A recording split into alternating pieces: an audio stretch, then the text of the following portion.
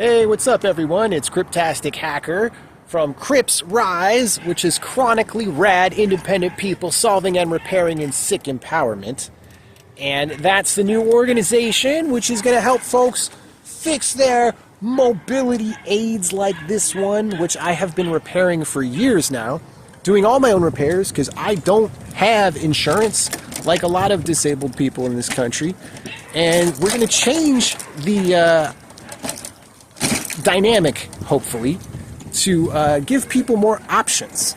And what I want to do is hear from folks what they would like to see for their mobility devices. And from a workshop or a training or a teaching, I want this stuff to be as accessible as possible, to have hybrid attendance options so people from all over the world can join.